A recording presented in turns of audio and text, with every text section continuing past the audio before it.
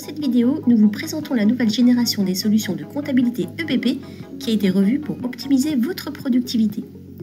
Tout en haut de votre écran, vous pouvez retrouver les différents univers de travail qui correspondent à votre chaîne financière. Voyons ensemble le 6e univers qui concerne la clôture de votre exercice comptable. Après avoir cliqué sur cet univers, vous pouvez consulter toutes les fonctionnalités qu'il comprend dans le menu secondaire à gauche, c'est-à-dire la gestion des journaux, gestion des exercices, export pour l'IAS EBP. Nous allons rentrer dans le détail des deux fonctionnalités les plus utilisées, c'est-à-dire comment clôturer un exercice ou exporter vos liasses. Commençons par clôturer un exercice. Toujours depuis le menu clôture, cliquez sur gestion des exercices.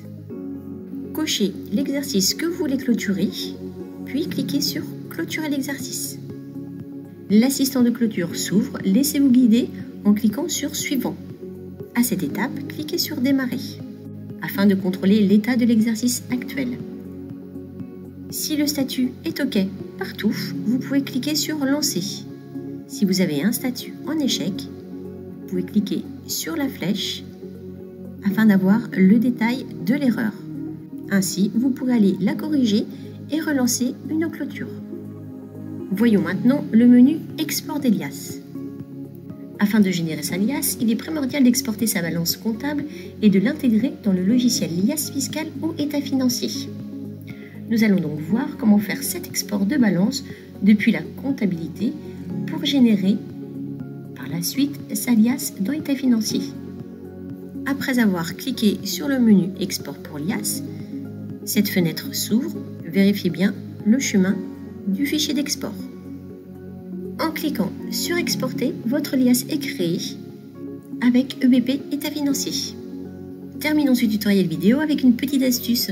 Pour gagner du temps, pensez à mettre toutes les fonctionnalités que vous utilisez régulièrement en favoris. Pour cela, un simple clic droit sur la fonctionnalité sélectionnée suffit. Par exemple, nous voulons mettre la gestion des journaux en favoris. Nous faisons un clic droit et ajouter aux favoris. L'univers favori n'est donc plus à droite mais en premier dans le menu principal.